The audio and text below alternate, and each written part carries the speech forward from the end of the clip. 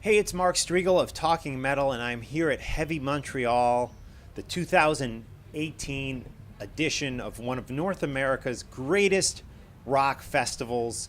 So many great bands: Warbringer, Power Trip, Sleep, Witchcraft, Intervals, Marilyn Manson, Rob Zombie, Red Fang.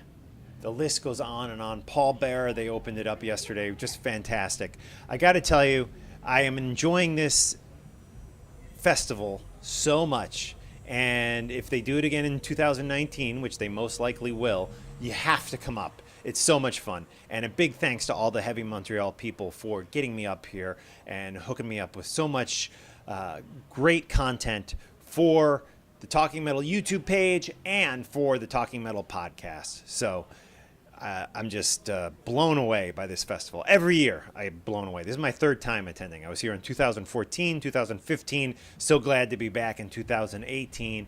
I hope you join me back here in 2019. All right, enough of that. Let's get into an interview I conducted here at Heavy Montreal, a band I just discovered. They've been around a little while, but I just discovered them. This is Red Fang. So great, this band. They put on a great performance here at the festival. And again, this is my interview with Aaron Beam of Red Fang. Hey, it's Mark Strigl from Talking Metal, and I am here with Aaron from Red Fang. Welcome to Montreal, Aaron. Thank you very much. How are you doing? I'm doing great. And I have to admit, I didn't really know a lot about you guys, but when I started researching the Heavy Montreal bands, I went on Spotify and started listening to the music and was really, really impressed. I really like what you're doing. I'm a fan of bands like, Queens of the Stone Age, and I really felt that you guys kind of fit into that kind of niche, if you will. It's a unique sound that you're doing. And have you played Heavy Montreal before? We have, actually. We were just talking about it on the walk over here. 2011 was the last time we played, and that was when we were just starting out as what they call a baby band. Right. And we somehow got on the the Mayhem Festival. Okay. And so we're touring all over the whole country with way bigger bands and all over the U.S., that is. And then I guess they had some arrangement with Heavy MTL so that we came up and did this. And it was like super early in the day, and I think we were on the main stage or something. It was pretty clear that people were not really sure what to make of us. Right. And they were, kind of scratching their heads a little bit. So I think today will probably go a little bit better. Well, it's a diverse lineup, you know, every year, really, and this year is no exception. I'm glad they included you guys. Is this a one-off for you guys? Because you're not really on tour right now. No. Yeah, so we got offers for a festival in Kelowna, which is in BC, and our agent suggested maybe we drive to that and then drive all the way across Canada to this. Oh, okay. Also, because we got offers for both festivals at the same time, and we said, it sounds like kind of a lot of driving for. Right. So yeah, we flew in for this. We're actually flying to Chicago to play at another festival in Chicago tomorrow, and then back home. So it's a 2-off. Right. Is that the open air festival? It's Wicker Park Festival. Wicker it's called. Park. Okay. Yeah. Okay. And I don't want to take up too much time, but I would like to back up for a second and say that I appreciate what you said about going on Spotify and hearing us. Yeah. Because that's a rarity. It seems like almost everybody who discovers us is through our videos. Yeah. And so, it means something to me that you appreciated what we were doing, musically, without even seeing the videos first. So that's awesome. Cool. And the one record, I was listening to was Only Ghost, right? Yeah. And I was surprised to see who produced that record with you, a guy who did a lot of albums. Korn, obviously. Do you remember Amen? Amen. No. He did these great records with this band, Amen. Okay. One of the best live acts I ever saw. Where are they out of? They were out of Hollywood. Okay. And they then transplanted to Las Vegas. This guy Casey Chaos, and Ross worked with them, and no one knows about him. It's kind of sad. But how did you hook up with Ross? He did The Cure too, right? Yep. He's and done Tech Nine, who was just playing. Oh, did he do Tech Nine? Yeah. Okay, wow. And Blood Brothers, a bunch of stuff that's way farther out than what people associate him with. The way we ended up working with him was we were on our fourth record, it was our third one with Relapse, and we were just trying to do something a little bit different. We'd done the first two in Portland with this guy, Chris Funk, who's he plays in a band called the Decemberists, but he does production, he produces records. So we just had kind of a list of different ideas, and Ross was on the list because our friends from a band called Wild Throne up in Bellingham had recorded with him. Okay. And then our friends from Toronto, Cancer Bats, have recorded with him also. And they both were just like, if you have any chance at all to record with him, you should. And as soon as Ross heard that we're on his list, or that he was on our list, rather, right. He jumped on a plane and flew up to Portland and just spent an afternoon. He just wanted to meet us and, wow, basically like express how into the project he was, and that was like we were all just sold immediately because that is a passionate guy. I don't know if there's too many people who are more passionate about music than Ross Robinson. Absolutely. And what kind of producer is he? Is he like a work with you on the song structures? Oh, yeah. And he gets deeply involved. He's more than just turning the knobs. Does he even turn knobs? He does. He has an engineer for when the basic tracking is happening, when the drum tracking is happening, right. And then he's tracking all of the. They track drums to tape, and then bass and guitars and vocals all are going straight into the computer, right. And so he's tracking all of that. But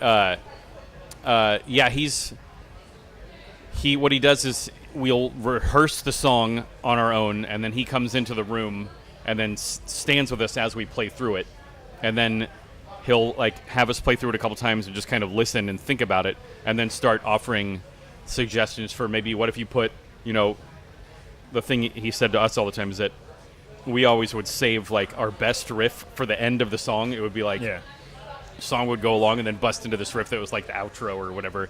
Right. It's like, why do you just put that at the beginning? Why are you always leaving that for the end? Yeah. So, but he always makes it clear that he's just making suggestions. He never says you have to do it this way or this way. He just says, why don't you try it like this and see what you think? And it was real interesting. Even just having somebody else stand in the room with you who is like obviously paying attention to what everything sounds like makes you hear it and think about it in a different way. Interesting. And that last record, that was, 2 years ago at this point? Yeah. I think. So are you thinking about new music at this point? We're working on it already. We have one new song that was supposed to come out a long time ago on as a 7-inch, but a bunch of things got mucked up, and then we've got a bunch more. I mean, we have countless ideas, but we're starting to hone in on a pretty good little pile of things that will probably be the next record. So awesome. And you're doing these two dates that you just mentioned, this being one of them, Heavy Montreal, this summer, but there is a tour happening this fall. Yes. And is September. That a headlining tour? Yeah. A headlining tour. We're doing most of it with our friends Big Business, who are out of LA, who used to play. They were half of the Melvins for a while. Oh, awesome. And with a new band out of Atlanta called Dead Now, who is it's one of the guys who was in Torch for a long time. Oh, I love Torch. And Andrew, and then a couple other dudes from a band that was called Day Old Man. And then a band called Monolord is going to do a couple of the shows also. So cool. Well, I know you're playing in Brooklyn in September, and that's our neck of the woods. So nice. Yeah, we're in New Jersey, so we'll get to that show for sure. Awesome. And before I let you go, on Facebook recently, a lot of people have been posting like 10 albums that have meant something to them throughout their life. I don't know if you've seen this, but I'm not on Facebook. Okay, so well, good for you. But anyways, what are 2 albums, 2 or 3?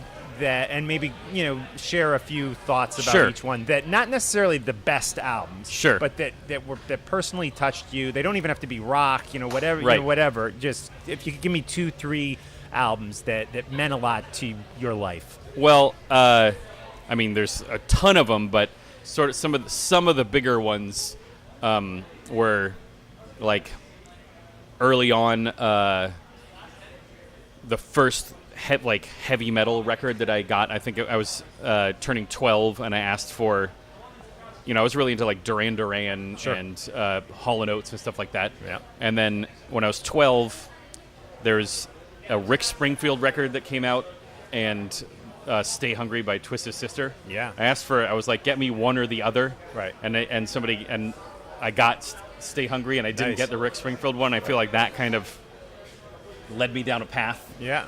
And then another one that was, I mean, this is, everybody's going to say this, but, well, I guess another one, I'm going to skip way forward and mention a band that we actually, our first U.S. tour, we ended up getting to tour with them. They're a band called the Fucking Champs. Okay. I'm not familiar with And them. they were a 3-piece instrumental metal band. Right. It was just 2 guitars and drums. But the first time I saw them, they were playing actually in the mailroom at the college that I was going to. Right. To like 10 people. They were in the mailroom. And I walked in and because friends had put on the show, and I heard like, oh, there's bass, 2 guitars and drums. Then because I couldn't see him, then I stood up on a box and saw that it was just like one of the guitar players was playing with his fingers, and then one of the guitar players had a 9-string guitar, and it was like they were just pretty. They made a huge impact on sort of my idea about songwriting, and kind of shifted me out of this focus on like really overly thought out, math rock into sort of like, you can do stuff that's complicated, but that still has like a really good flow, and still, calls back to sort of the the roots of what I consider to be fun about music and metal and stuff like that. So yeah, and it's not really an album. It's like their very first tape. Yeah, it was called. Well, actually, it was the second one. It's called Triumph of the Air Elementals. Wow. I don't think you can even get it on. I don't think they even made a CD version of it. I had a cassette of it. So yeah, that was a big one too. Cool. Well, again, we're talking with Aaron from Red Fang, which is a great band. Everyone has to go out and check this band out. Cool. Thanks, Aaron. Thank you.